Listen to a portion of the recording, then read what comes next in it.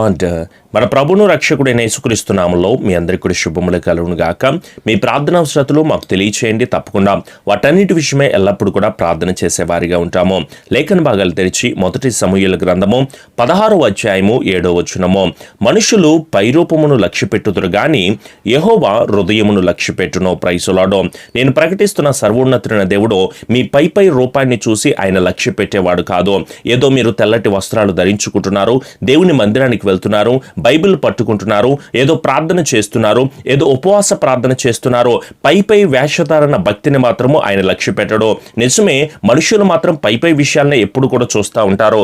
ఏ cell phone నువ్వు వాడుతున్నావని, నీ దగ్గర బంగారం ఎంత ఉందని, ఎంత డబ్బు సంపాదించావని, ఎన్ని స్థలాలను నువ్వు సంపాదించావు, లేకపోతే ఎన్ని పొలాలు నువ్వు కొనుక్కున్నావు, లేకపోతే నువ్వు వాడుతున్న వాహనాలు, ఏ బండి వాడుతున్నావు, ఏ కారు నువ్వు తోలుతా ఉంటున్నావు, ఏ చీరలు నువ్వు కట్టుకుంటా ఉంటున్నావు, ల్యాప్టాప్లు కానీ, ఏ సినిమాలు, సీరియల్, మనుషులందరూ డబ్బును బట్టి, ఆస్తిని బట్టి, కులాన్ని బట్టి, వర్గాన్ని బట్టి, వారి జాతులను బట్టి మనుషులు ఎప్పుడు కూడా పై విషయాల్ని గమనిస్తూ ఉంటారు.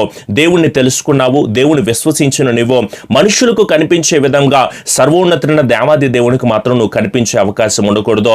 మనుషుడు ఎప్పుడూ కూడా లోక సంబంధమైన విషయాలను ఆలోచన చేస్తాడు కానీ హృదయాంతరంగాలను పరిశీలించే సర్వోన్నతుడైన దేవుని వైపు నీవు అసలు ఎలా కనిపిస్తూ ఉంటున్నావో, నిన్ను చూస్తూ ఉంటున్నప్పుడు పాపం కనిపిస్తూ ఉండు అంటే, నిన్ను చూస్తూ ఉంటున్నప్పుడు నీ హృదయంలో అతి భయంకరమైన విషయాలు కనిపిస్తూ ఉంటున్నప్పుడు దేవాది దేవుడు బాధపడుతూ మొట్టమొదటి ప్రసంగంలోనే ఆయన తెలియచేశారు కదా, హృదయ శుద్ధి కలిగిన వారు ధన్యులు, వారు దేవుణ్ణి చూస్తారు. మీ హృదయాన్ని శుభ్రం చేసుకోండి. మీ ఇంట్లో పాత్రలు శుభ్రం చేసుకుంటా ఉంటారు, ఇంట్లో వస్త్రాలు శుభ్రం చేసుకుంటా ఉంటారు, ఇంటిని శుభ్రం చేసుకుంటా ఉంటారు, కానీ దేవుణ్ణి తెలుసుకున్న మీరు హృదయాన్ని శుభ్రం చేసుకునే వారిగా ఉండాలి. నీవు చూపు చూస్తున్నావంటే వ్యర్థమైన, పాపిష్టి, వ్యభిచారమైన చూపు చూస్తున్నావంటే, నీ కన్ను చెడినదైతే నీ దేహం అంతయు కూడా పాడైపోతుందని చాలా క్లియర్ గా బైబిల్ చెప్తా ఉంటుంది. నీ హృదయము పాడైపోతుందంటే దానికి కారణం ఏమిటి అంటే నీ చూపే. నీ కన్ను చాలా జాగ్రత్తగా నువ్వు పరిశీలన చేసుకుంటా ఉండో. వ్యభిచారమైన మనస్సుతో ఉండకో. ఎదుటి కనిపిస్తున్న అమ్మాయిలను, అబ్బాయిలను, సినిమాలను, సీరియల్ను, ఈ పోర్నోగ్రఫీ వీడియోస్ ను చూడడం వల్ల నీ హృదయము పాడైపోతుంది. ఏ చూపుతో చూస్తున్నావు, ఎదుటి వాళ్ళ చూపును బట్టి, పాపిష్టి ఆలోచనలతో నువ్వు చూస్తున్న చూపు వల్ల నీ హృదయము పాడైపోతుందన్న విషయాన్ని నువ్వు గుర్తుపెట్టుకో. నువ్వు మాట్లాడుతున్న మాట కూడా చాలా కేర్ఫుల్ గా నువ్వు మాట్లాడాలి. ఎలాంటి సమయంలో ఎలాంటి మాటలు మాట్లాడాలో అలాంటి సహితమైన మాటలే మాట్లాడాలి తప్ప ముసలమ్మ ముచ్చట్లు చెప్పుకోవడము, వ్యర్థమైన మాటలు చెప్పుకుంటా ఉండడము, నీ నోటికి వచ్చిన మాటలన్నీ మాట్లాడుతూ ఉంటే ఎలా? చాలా మంది కూడా అబద్ధములైన మాటలు మాట్లాడతారు. ఎందుకు వస్తున్నాయి మీకు అబద్ధాలు? ఎక్కడ ఉన్నావంటే అబద్ధం, ఏం చేస్తున్నావంటే అబద్ధము. చిన్నపిల్లలు కూడా అలాంటి అబద్ధాలే అలవాటు చేస్తూ ఉంటున్నారు. అబద్ధాలకు జనకుడు సాతానన్న విషయం తెలుసు కూడా ఎందుకు వస్తున్నాయి మీ నోటి నుంచి అసలు అబద్ధాలు? దయచేసి మీరందరూ కూడా మీ నోటి నుంచి అబద్ధాలు కానీ, బూతులు కానీ, సరసూక్తులు కానీ, వ్యంగ్యమైన విషయాలు, పాపిష్టి సహితమైన ఏ విషయాలు కూడా మీ నోటికి రావడానికి అవకాశం ఉండకూడదు. ఎందుకంటే మనము లోక సహితమైన బిడ్డలము కాదో, లోక సంబంధమైన లోక విధానం కలిగిన వాళ్ళము కాదో. మనల్ని దేవుడు ఏర్పాటు చేసుకున్నాడు. ఆయన రక్తము చేత కడగబడిన మనము పరిశుద్ధులము. మీరు ప్రియులైన పిల్లల వలె దేవుని పోలి నడుచుకోండి అని మీ నోటి నుంచి వ్యర్థమైన విషయాలు రావడానికి అవకాశం ఉండకూడదు. ఇది పరిశుద్ధులకు తగదు అని సర్వోన్నతుడైన దేవుడు చెప్తా ఉంటుంటే, ఒకవేళ ఇప్పుడు దాకా అబద్ధాలు మాట్లాడేవేమో, ఇప్పుడు దాకా బూతులు మాట్లాడేవేమో, ఇప్పుడు దాకా లోకస్తులాగా వ్యర్థముగా ఎదుటి వాళ్ళు ఎదుగుతా ఉంటుంటే తట్టుకోలేని స్థితిలో మీ జీవితాన్ని మీరే ముందుకు సాగించుకుంటా ఉంటున్నారేమో. దయచేసి ఇప్పుడు నుంచైనా సరే కొలసీ సంఘానికి దేవుడు తెలియచేస్తున్నట్టు మీకు కూడా నేను అదే చెప్తున్నాను. మీ సంభాషణ ఉప్పు వేసినట్టు ఉండాలి. ఒకటి నీకైనా ఆశీర్వాదం ఉండాలి, లేకపోతే నువ్వు మాట్లాడుతున్న మాట ఎదుటి వాళ్ళకి ఆశీర్వాదకరమైన విషయాలే మీరు మాట్లాడాలే తప్ప దయచేసి వ్యర్థమైన ముచ్చట్లు, వ్యర్థమైన తలంపులు కలిగిన మాటలు మీ నోటి నుంచి రాకుండా చాలా జాగ్రత్తగా ఉండండి. చూపుతో నువ్వు చేస్తున్న పాపము, మాటతో నువ్వు చేస్తున్న పాపం ఇది కాదన్నట్టు నీ ప్రవర్తన అస్సలు బాగోలేదు. ఎలా ఉంది? దేవుని వాక్యం వినే ముందు నీ ప్రవర్తనను చాలా జాగ్రత్తగా నువ్వు కాపాడుకో. పాట పాడుతున్నావు కానీ నీ ప్రవర్తన సరిగ్గా లేదు. ప్రార్థన చేస్తున్నావు కానీ నిజంగానే నీ హృదయంలో దేవాది దేవుని ఆహ్వానించుకుని నువ్వు ప్రార్థన చేస్తున్నావా? లేకపోతే నీ సమస్యలే గుర్తు చేసుకుంటా, నీ ఇబ్బందులే గుర్తు చేసుకుంటా ఈ లోక సంబంధమైన ప్రార్థన నువ్వు చేయకో. పరలోకాన్ని తాకే ప్రార్థన మీరు అందరూ కూడా చేయండి. వాక్యాన్ని వింటున్నావు, ప్రతిరోజు వాక్యమని పాస్టర్ గారి వాక్యం బాగుంది, లేకపోతే ఇంకొకరు వాక్యం బాగుంది అని చెప్పుకుంటా ఉంటున్నావే కానీ వాక్యము ద్వారా నీ నడవడికను నువ్వు మార్చుకునే స్థితిలో ఉంటున్నావా? సాక్ష్యం ఉందని చెప్పుకుంటున్నావు కానీ ఆ సాక్ష్యము ఉంది, ఆ రోజు నన్ను బ్రతికించాడని చెప్పుకుంటున్నావు కానీ ఈ రోజు నువ్వు నీతిగా బ్రతికే వారిగా ఉంటున్నావా? దేవునికి నిజమైన సాక్షిగా నువ్వు జీవించే వారిగా ఉంటున్నారా?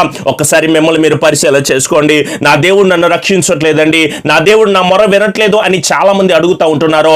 రక్షింప నేరక యున్నట్లు యెహోవా హస్తము కొరచ కాలేదో, విన నేరక యున్నట్లు ఆయన చెవులు మందము కాలేదో. మీ ప్రార్థన ప్రార్థన వినకుండా ఉండడానికి ఆయన చెవులు మందం కాలేదో, కానీ ఒక్క మాట ఆలోచన చేయండి.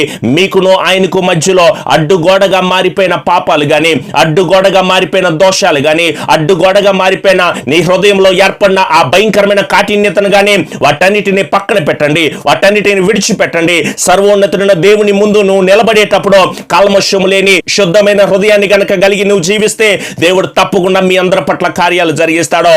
ఆయన పై వేషాన్ని లక్ష్య పెట్టడం అన్న విషయాన్ని నువ్వు గమనించుకో. మారిపోవడం అంటే ఏదో మతం మారిపోతున్నాము, ఏదో వస్త్రాలు మారిపోతున్నాము, ఏదో పరిస్థితులు మారిపోతున్నాయి అనుకుంటున్నారో. మారవలసింది మారు మనసు మాత్రమే. నీవు మారు మనసు లేని జీవితాన్ని జీవిస్తూ ఉంటే, ఆయన ఆజ్ఞ తెలియచేస్తూ ఉంటే, అంటే బైబిల్ అలాగే చెప్తా ఉంటుంది, పాస్టర్స్ అలాగే చెప్తా ఉంటారు అంటే, నీవు ఈ లోక సంబంధమైన విషయాల్లో పాపిష్టి సాహిత్యమైన జీవితంలో ఉంటున్నప్పుడు ఏదోలే అనుకున్నావు. కానీ క్రైస్తవ జీవితంలోకి వచ్చిన తర్వాత కూడా మారు మనసు పొంది క్రీస్తు నందు ఉన్నవాడు నూతన సృష్టి అని, పాతవి గతించెను సమస్తము క్రొత్తవైనని ఎన్ని వాక్యాలు నీకు తెలియచేస్తా ఉంటున్నా సరే, ఆజ్ఞలను అతిక్రమిస్తా ఉంటున్నావో, మారు మనసుకు దేవుడు సమయాన్ని ఇస్తా ఉంటే, అవకాశాన్ని ఇస్తా ఉంటే, నీ జీవితం నువ్వు రూపాంతరం చెందనీయకుండా పాత జీవితంలో నువ్వు ఇంకా జీవిస్తూ ఏదో నువ్వు మేకప్ వేసుకున్నట్టు పైపైన నువ్వు కప్పేసుకుంటా జీవితాన్ని మాత్రమో దేవుడు చూస్తున్నాడో. నీకందుకే ఆశీర్వాదాలను పొందుకోలేకపోతున్నావో. ఏది నీ విశ్వాసమో, ఏది నీ పట్ల దేవుని చిత్తమో, లోక మర్యాదలు మీరు అనుసరిస్తూ ఉంటున్నారో, ఉత్తమమైన దాన్ని వదిలిపెట్టేసే వారికి ఉంటున్నారో. అందుకే మీకు మరొకసారి దేవుని పాదాల చెంత కూడినప్పుడు దేవుడి మాట నాకు స్పష్టంగా తెలియజేస్తూ ఉంటున్నారు. అందుకే మీకు నేను ప్రకటన చేస్తూ ఉంటున్నారో, మీరు పై విషయాలను మాత్రం ఎప్పుడు ఆలోచన చేయదో. మీ హృదయాన్ని మీరు మార్చుకోండి, మీ బ్రతుకుని మీరు మార్చుకోండి, మీ నడవడికని మీరు మార్చుకోండి. మనస్ఫూర్తిగా ఆయన్ని అడగడం మీరు నేర్చుకోండి. ఆయన ప్రతి ఒక్కరి పట్ల తన కార్యాలను చేయాలని ఆయన సిద్ధపాటును కలిగి ఉన్నారు. దెయ్యాలను వెళ్ళగొట్టారండి, కుంటి వారికి నడకనిచ్చాడు, మూగ వారికి మాటనిచ్చాడు, గుడ్డి వారికి చూపునిచ్చాడు, కుష్టి రోగులను బాగు చేశాడు. ఆయన మాట మాత్రం సెలవిస్తే కార్యాలు జరుగుతాయి. దానిలో నో డౌట్, దానిలో సందేహించాల్సిన అవసరం లేదు. కానీ మన గురించే మనం ఆలోచన చేసుకుందామో. నీ హృదయం ఎలా ఉంది? పై వేషధారణతో నువ్వు కలుగుతున్న జీవితం వల్లే కదా ఈ రోజు దేవుని కృపను పోగొట్టేసుకుని, దేవుని వాత్సల్యతను పోగొట్టేసుకుని ఉంటున్నావో. మనమందరం కూడా మార్పు చెందడానికి ఇదే అనుకూలమైన సమయం అంటున్నప్పుడు, ఇప్పుడే దేవుని వాక్యం నీతో స్పష్టంగా మాట్లాడుతూ ఉంటున్నప్పుడు, నీ హృదయాన్ని మరి నువ్వు మార్చుకోవా? దేవునికి ఇష్టానుసారంగా జీవించవా? మనుషులకు కనిపించాలనుకుంటున్నావు కానీ మనుషులకు కనిపించవో. దేవాది దేవుడు నిన్ను చూస్తున్నప్పుడు నువ్వు ఎలా కనిపిస్తూ ఉంటున్నావో ఒక్కసారి నిన్ను నువ్వు పరిశీలన చేసుకో. మీరందరూ పాపంలో పాలిభాగస్తులు కావద్దు. చాలా మంది పాపము చేయరు కానీ నువ్వు పాపం చేయి బ్రదర్, నేను చేయను కానీ నేను సపోర్ట్ చేస్తాను, నేను తాగను కానీ నువ్వు తాగు, నేను సిగరెట్లు కాల్చను కానీ నువ్వు కాల్చు, నేను వ్యభిచారం చేయను కానీ నేను ఎంకరేజ్ చేస్తాను అనే పాపములో పాలిభాగస్తులు కలిగిన జీవితంలో ఉంటుంటే, ప్రకటన గ్రంథంలో ఆయన స్పష్టంగా చెప్పాడు, వీటన్నిటి నుంచి కూడా మీరు విడిచిపెట్టి రండి అని ఆయన స్పష్టంగా చెప్తా ఉంటున్నప్పుడు, మరి మనం అన్నిటిని వదిలిపెడదాం, విడిచిపెడదాం. ఈ లోకములు నాశలన్నీ కూడా గతించిపోతాయి కానీ రక్షణ ఇచ్చేది ఆయనే, విడుదల కలుగు చేసేది ఆయనే, ఉన్నతమైన స్థానంలో నడిపించేది ఆయనే. మరి ఆయన పట్ల మనమందరం కూడా ఒక ప్రణాళిక కలిగి, ఒక ఆలోచన కలిగి, ఒక సిద్ధపాటును కలిగి గనక మనం దేవాది దేవుడి సన్నిధిలో మోకరించి ప్రార్థన చేస్తుంటే, ఆయన మరొకసారి మనకి అవకాశాన్ని ఇస్తున్నప్పుడు అవకాశాన్ని ఎందుకండి మనం సద్వినియోగం చేసుకోకుండా ఉండడమో? ఆయన మాట్లాడుతూ ఉంటున్నప్పుడు ఇదే అనుకూలమైన సమయము. దేవుని పాదాల చెంత చేరి మనమందరం కూడా, ప్రభువా ఇప్పుడు దాకా నేను మనుషుల పట్ల ఎన్నో కార్యాలు చేయడానికి సిద్ధపాటును కలిగి ఉన్నాను, కానీ నీ పాదాల చెంత చేరి అడుగుతున్నాను ప్రభువా, ఇప్పుడు దాకా వేషధారణ భక్తితో జీవించాను, మనుషులకు కనిపించాలని ఎన్నో కార్యాలు చేశాను, కానీ ఈరోజు ఏ కార్యమైనా నీకు నేను ఇష్టానుసారంగా చేస్తాను అనే ఒక ప్రత్యేకమైన తీర్మానాన్ని గనక మనం కలిగి ఉంటే తప్పకుండా మన పాపాలన్నింటిని కూడా ఆయన క్షమించి మనల్ని పరిశుద్ధపరిచే గొప్ప దేవుడు ఆయన. ఏకీభవించి ప్రార్థన చేద్దామా? రండి అందరం కూడా కలిసి ప్రార్థన చేద్దాము. కళ్ళు మూసుకురండి, ప్రార్థన చేసుకుందాము.